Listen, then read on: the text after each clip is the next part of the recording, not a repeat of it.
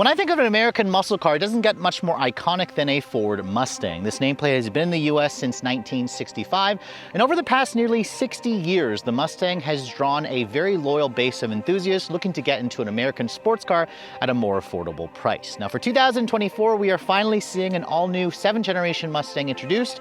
It's now known internally as the S650, and while some enthusiasts may bemoan of the fact that this is really just a heavy refresh of the previous generation, the fact of the matter is the Mustang remains the last gas-powered muscle car that you can buy from the Detroit Big Three. So this week, as you can see, Ford has loaned us this 2024 Mustang EcoBoost with the performance package, and the big question I want answered, for those of you who are looking to buy an affordable American-made sports car, has Ford made enough changes to the all-new 7th generation Mustang to keep people flocking to dealerships? Stay tuned to find out.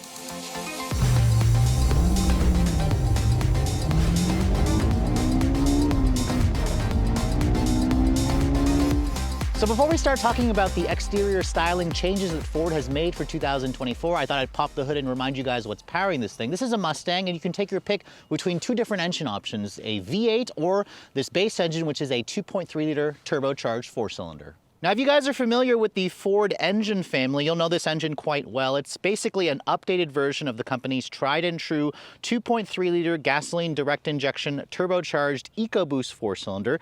It now makes a little bit more power this year, up 5 horses to 315 horsepower and 350 pound-feet of torque. The torque output did increase pretty significantly. I think it's like another 25 more foot-pounds of torque compared to the previous generation. Ford says they have updated the internals. They've also put in a new twin-scroll turbocharger, pumping in more boost.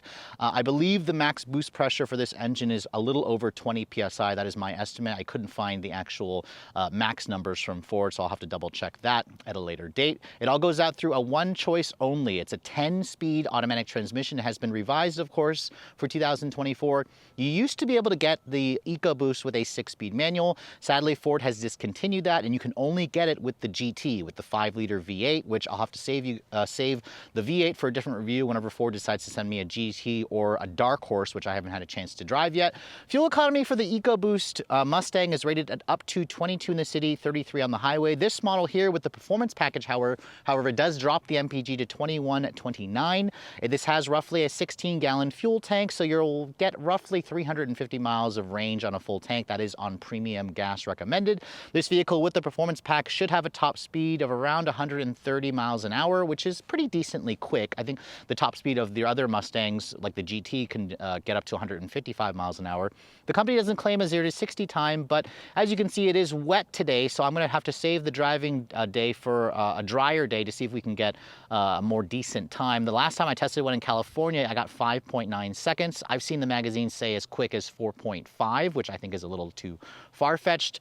In terms of the curb weight, this new Mustang is a little bit heavier versus the previous generation. As this one sits, it weighs in at around 3,800 pounds. But let's go ahead and close up this hood, which I like how it's held up by a strut as opposed to a prop rod, and take a look at the exterior styling. Now, this exterior color that I'm showing you is called Race Red. This is actually a free color. Ford also offers a different, darker metallic red for an extra $500, but you can see my EcoBoost model has the premium package. That's an extra $5,500. The EcoBoost Mustangs have a slightly different front fascia versus the GT, but you can see here all versions of the Mustang come standard with their full triple beam style LEDs, which I kind of stole that from Lexus, but you can see it's got sequential LED turn signals, LED daytime running lights, no fog lights on the vehicle, but you can see the EcoBoost's front end is slightly different, less aggressive. I don't like how this is not like a gloss black accent in the grille. You can get that, I believe, on the GTs where it has like a different grille insert entirely. You can see it's got the running horse logo there. There's kind of an LED accent light there and over there that also, acts as the turn signal. And then down here you can see there are some functional air intake openings. And overall, the front end of the EcoBoost definitely looks a little bit too rental car spec to me. The GT, I think, has a much better looking front end, so I suspect maybe some owners will swap out the EcoBoost front end for the GT front end, depending on if you guys, prefer the look of it. But as you can see, moving around the side profile of the vehicle, this has the classic proportions of a Mustang, where it has a very long front nose area to make room for the V8, This is a rear drive architecture. It's still built on the same S550 chassis, but Ford did say they updated some of the mounting points, the suspension, the steering rack, for example.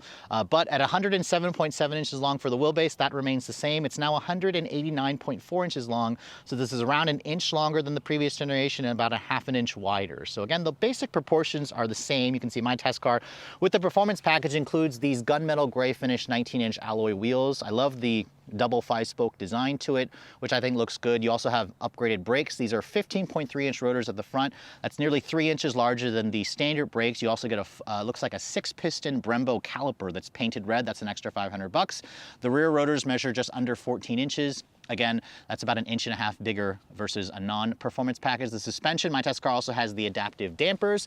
This vehicle still has an all-independent suspension that Ford introduced back in 2015, so you have an independent rear, unlike, the earlier renditions of the Mustang. You can see the mirrors, they look pretty basic. They are supposed to be they are supposed to have an integrated turn signal indicator, but because my test car has the Recaro seats, it deletes that along with the memory. Sadly, you still can't get the Mustang with a sunroof. I kind of wish that Ford would offer that. But as you can see, backing up from this area, some people have said that this new Mustang kind of reminds them of a Camaro. Again, all muscle cars kind of have a similar silhouette, so I'm not surprised there. The rear of the car is definitely a point of controversy, especially when you look at the rear deck lid area. You can see it almost looks like a karate chop was made to the actual rear, where it has that kind of three-dimensional look to the taillights. You can see they are still that triple LED design where you have a sequential LED turn signal, which is nice. The rear deck lid spoiler, that's included on the coupe versions. When you go for the performance package, I much prefer the look of this car with the high wing at the back. Again, it looks a little bit basic. My test car does, however, have the Ford active exhaust system. And when you get the active exhaust, it also rolls in the remote rev feature. And I'll go ahead and fire it up and show you guys how the remote rev works.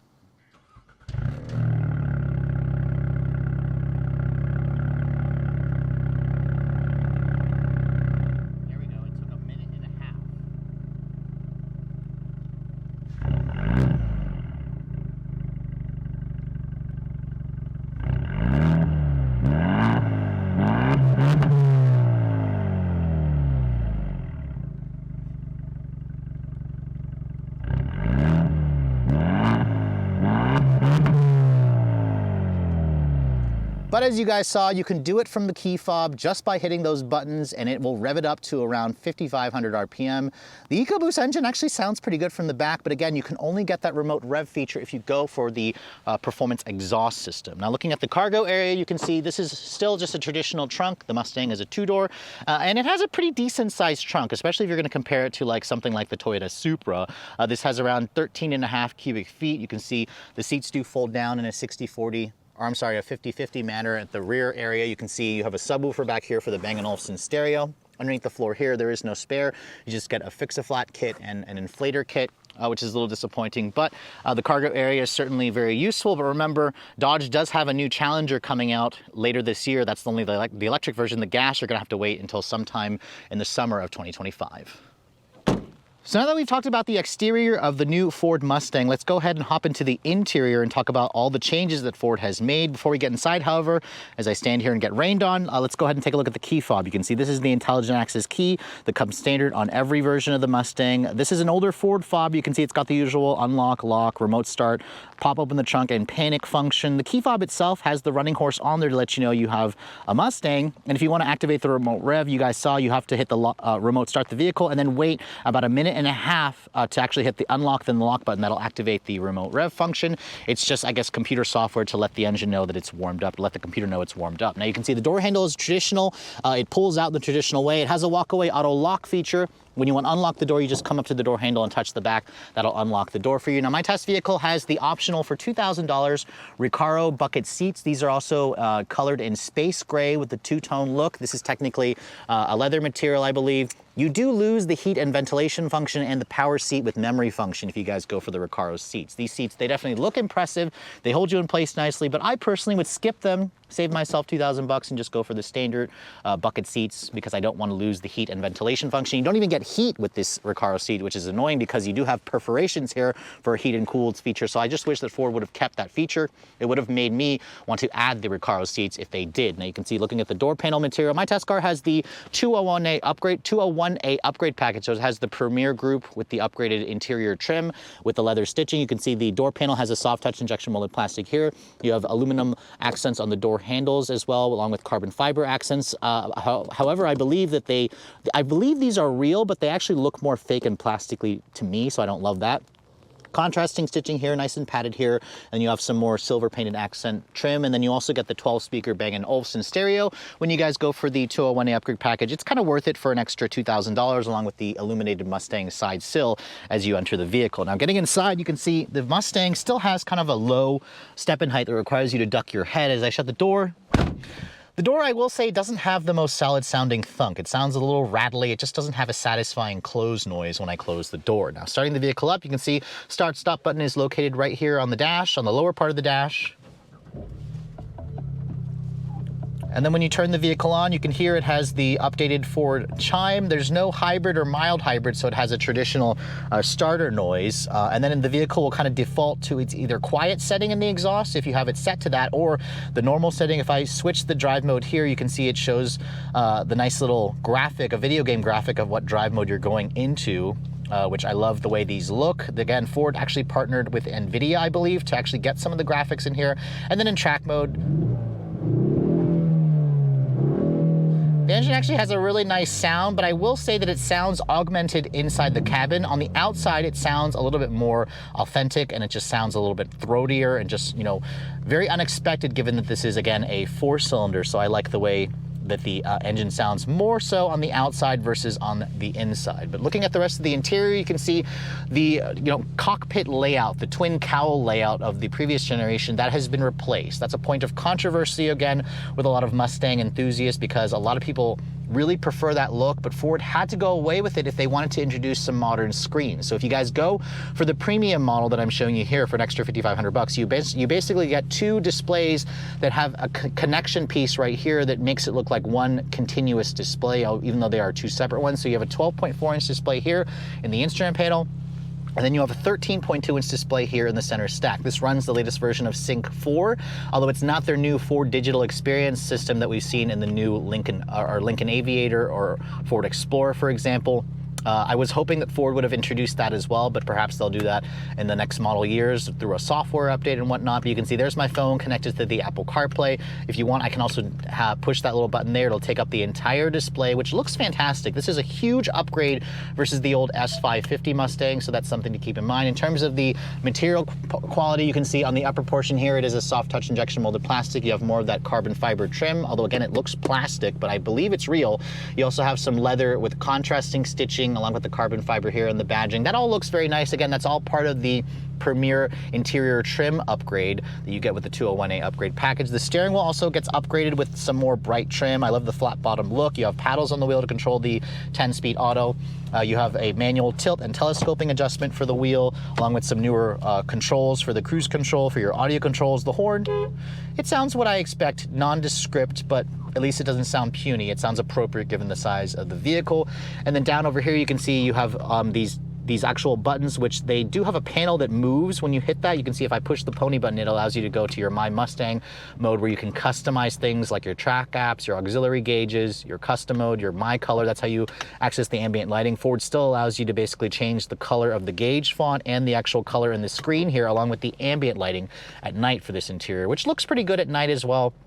Ford does a really good job with that. So if you guys want the My Color feature, you have to again spend that $3,000 to get the 201A upgrade package on the EcoBoost. The cluster theme, you can also, I have it set to match the drive mode. You can also just put it into a normal setting. That's what it looks like in normal. Again, I have the gauge color changed. That's what it's supposed to default to look like. Sport kind of gives you a different look to the gauge display, which also looks pretty cool. Track gives you the tack front and center, which is what you expect. There's also a comm screen. If you guys have too much information overload, you can kind of go to that. And then some people really like this, the Fox body screen, which literally looks like, again, a Mustang gauge display from the 80s to early 90s. I personally just prefer it in the Match My Drive mode. I love the way, it looks and how it completely customizes and changes based on, drive modes or based on the color you have it set to. So again, I love the fact that Ford is doing that. You can also go into here and change the exhaust mode if you'd like, put on the track exhaust mode there. You can also go to a normal, and then there's also the quiet exhaust, which really makes a big difference.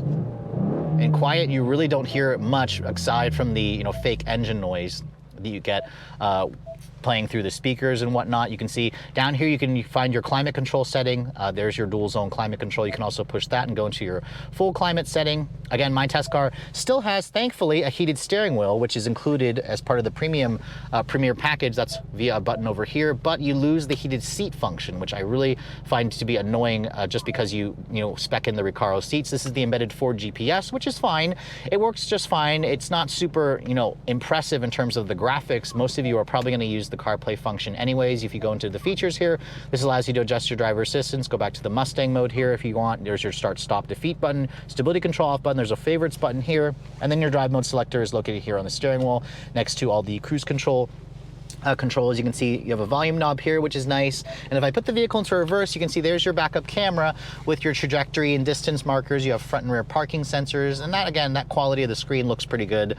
So I think people are going to be impressed with that. I think Ford made, again, some pretty key upgrades to improve everything here. Really, in all honesty, I like the way Sync 4 looks, especially when you have it connected to the CarPlay, for example, especially when you can do that full screen. But I did notice at times, as you can see, as I cycle between different modes and menus, it is a little bit laggy and slow, and there was a couple times where it froze completely and had to reset itself. So that's something to keep in mind. Ford, again, has a newer system in the Explorer. I would like to see Ford eventually add that here for the new Mustang. Down here, you can see there's a wireless phone charging pad. My iPhone 14 Pro Max fits nicely there. You have a 10-speed auto here. This shifter looks like it was pulled directly out of the S550 Mustang. You also have, of course, their drift brake here. This is included with the performance package. It looks like a traditional handbrake. If I pull up on it, that basically allows you to put the parking brake up. If I push down, that's where I want to actually put the parking brake down. Again, it's just electronic. It returns back to center. And then when you have it in its drift mode, where you can go into basically the drift function here in the My Mustang mode, that allows you to go into the track app here. That's where you can activate the drift brake, the line lock.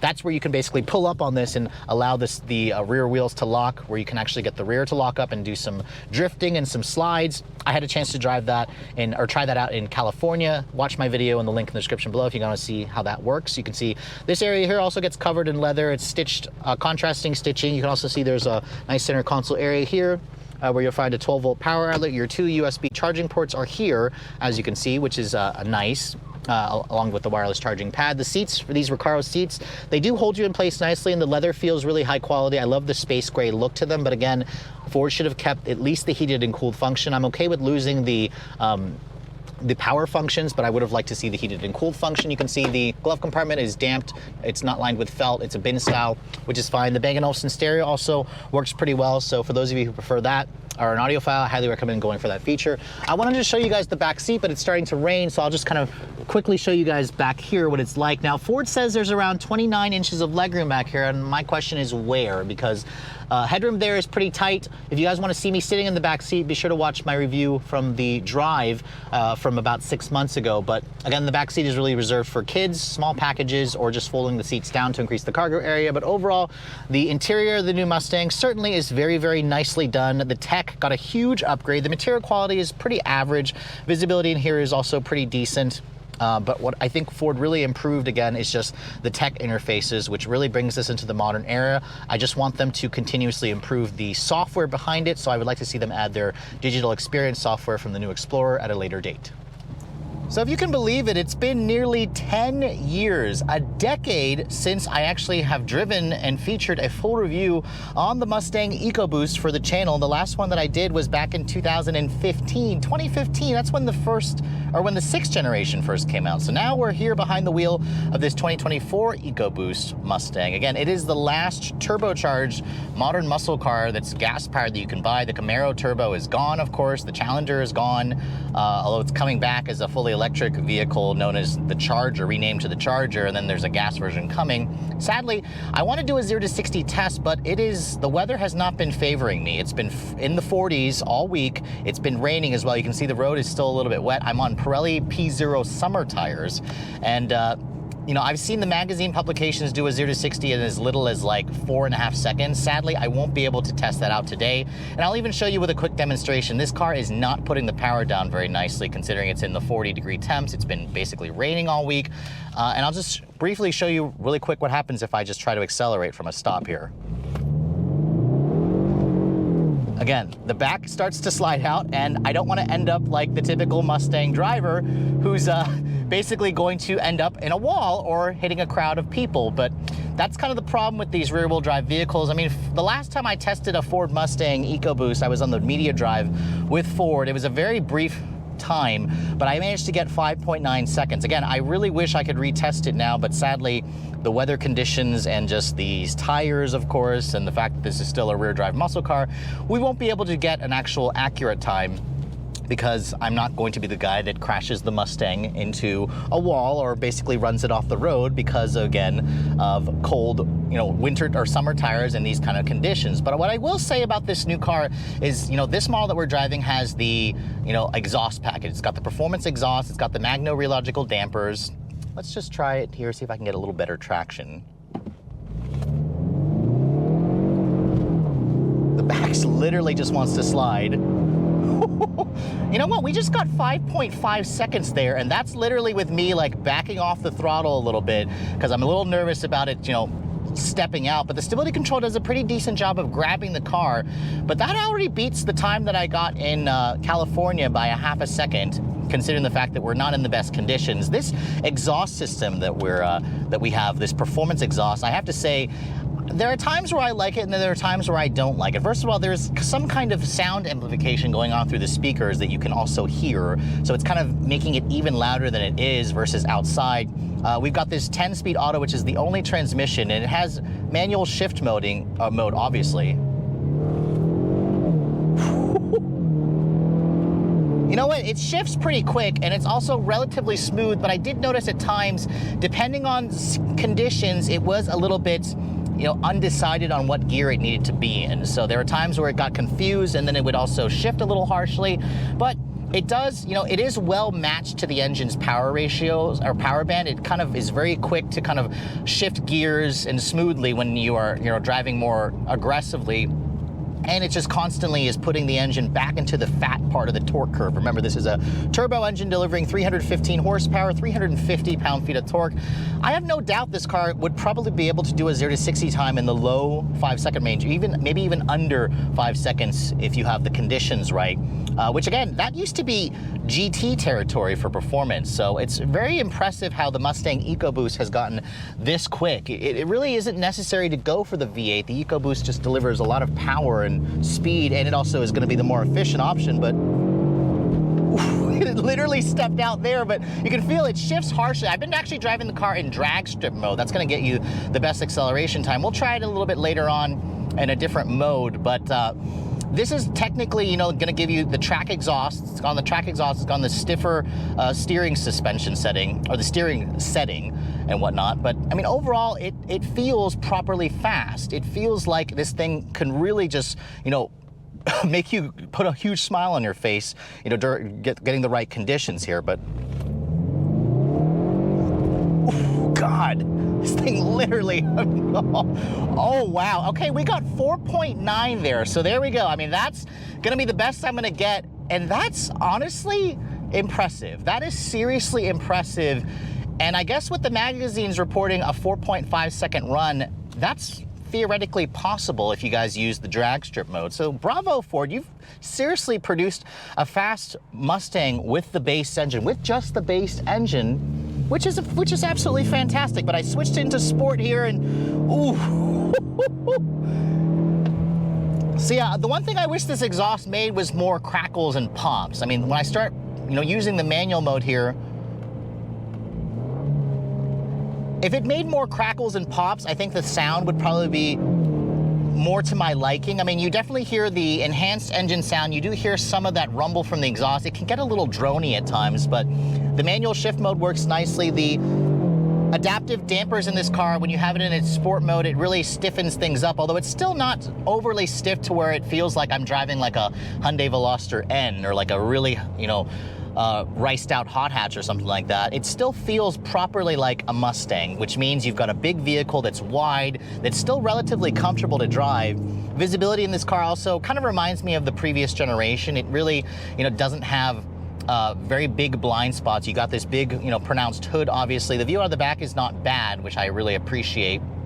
And overall, I like the new steering wheel in this car as well. It's got a flat bottom design. It has nice leather. The steering in this car, you can see, is super quick and responsive. The car actually just changes directions so quickly. The suspension has a little bit of body lean in this mode. When you turn it into the track mode, it stiffens things up a little bit more.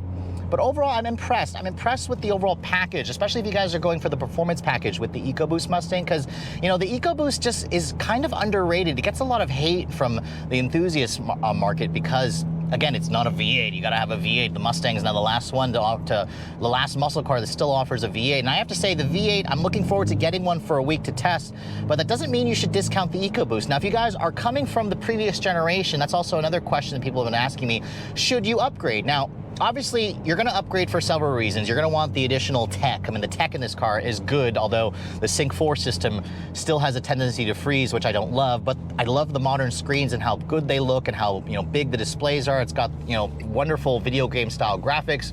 The handling of this car definitely has improved. You don't really feel too much the 3,700 pound curb weight that the Mustang kind of lugs around. It does a good job of hiding its weight. And I think that's important, again, for people who are looking for this vehicle to be kind of like their more affordable rear-wheel drive sports car. The Mustang does a really good job there. And the transmission, there are times where, again, I wanted it to shift a little smoother, but when it is on its game, it's good. It's just when you find it sleeping or a little confused, that's where you notice it shifts a little harshly. This is, remember, a Ford 10-speed design transmission. Should Ford still offer a manual in this car?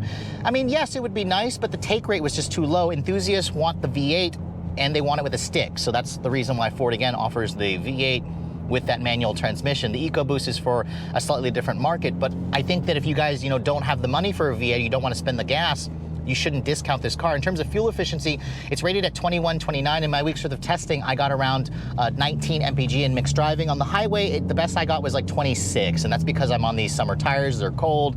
It's just not the best time for fuel economy testing, but I think it could do well. This car had roughly around 330 miles of range on a full tank, which isn't bad. It's not bad at all, but let's just try it here one more time and see if we can get something similar to the 4.9.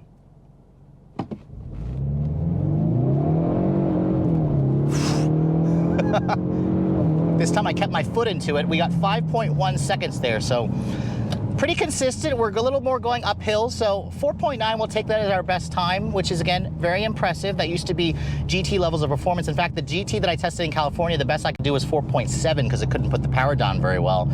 So overall, I'm pretty impressed. I think the Mustang EcoBoost is definitely still worth a look. If you guys are upgrading from the previous generation, really consider it. The 10-speed, I'm hoping mine's just a pre-production model because it could be smoother, but let me know if you guys have bought this car and if it's a better partner for you and your experience. But overall, I think the EcoBoost Mustang, especially with the performance package, is definitely a car that you shouldn't dismiss, because it definitely still has the kind of performance, handling, and acceleration that I think most enthusiasts are going to expect, especially if you don't want to spend too much money. Although this model here, as you guys will see, is definitely on the pricier side.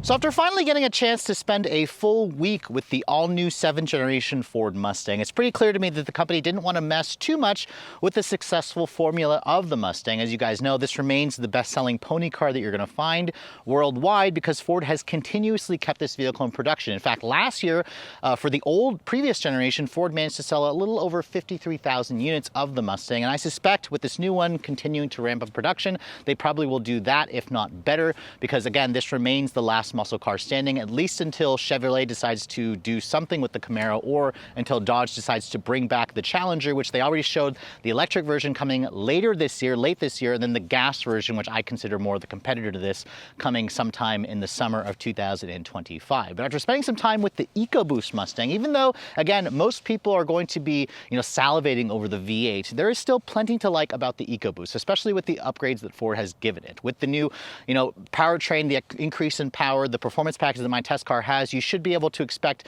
to do 0 to 60 times in the 5-second to perhaps even the high 4-second range, which is pretty impressive for, you know, the base model Mustang. There was a time where that performance number was reserved for a GT model. Again, I'll have to wait until I get a GT to test for a full week to actually see what we can get in terms of performance figures, hopefully on a not so cloudy and rainy, crappy day. In terms of the interior did get some nice tech upgrades. I love the way how modern the screens look, although some enthusiasts may not like that. I do find that Ford's Sync 4 system continues to be a little bit buggy. There are times where the system would freeze, it would crash, I'd have to reset it. But once it's actually working, the graphics look good, very video game inspired, of course. I love the customizable display in the instrument panel, the big display for CarPlay, which finally looks a lot more modern. It's just a huge upgrade versus the old 6th generation Mustang. The Recaro seats I probably would skip because, again, you lose the heated and ventilation and the power functions along with the memory function unless you plan to track the car regularly. I think the standard seats are going to be, you know, just fine for most people, especially if you guys plan to use it as a daily driver, which is how Mustang drivers tend to actually use their vehicles. The rear seat, while it's nice that it's there, is literally reserved for small children. The trunk is decent size. The ride quality is about average, what I expect. The vehicle isn't the most quiet, so if you guys plan to use this as your only vehicle on road trips, you will be dealing with a lot of tire and road noise and, of course, the exhaust noise, which I think sounds pretty good. Again, I'm looking forward to getting my hands on a GT and a dark horse at a later date so we can test out what the V8 is like in the real world to actually drive. The 10-speed in this car, I did notice at times it shifted smoothly, and then other times it also shifted a little harshly. So I'm not entirely sure if my test car is an early pre-production vehicle, but I'll have to wait until I get one maybe next year where I can retest it again, because I didn't find the transmission to be the smoothest in day-to-day driving, which again could be isolated to just my particular test car in general. Now, if you guys are looking to get your hands on the new Mustang, this vehicle is on sale, of course. It's been on sale for a few months, and base pricing is going to start at just under $31,000, around $30,920 for the base EcoBoost. You're going to add around $5,500 if you want the premium package. That rolls in the Bang & Olufsen stereo, the upgraded infotainment display, the leather upholstery with the heated and ventilated seats, of course. So that one's going to start at around $36,900. If you guys want the GT will cost you at least $42,000, so it's about 12 grand more versus the standard EcoBoost model. My test car here with the 201A upgrade package, the performance package, of course, and the Recaro seats comes in at just under $50,000 for this particular race ride that I'm showing you. Almost 50 grand used to be the same price of the GT Mustangs, although the GTs are going to cost you at least 50, with mid-level options going up to over 60, almost 70 grand for the dark horse. So it just kind of shows you how expensive Mustangs have become.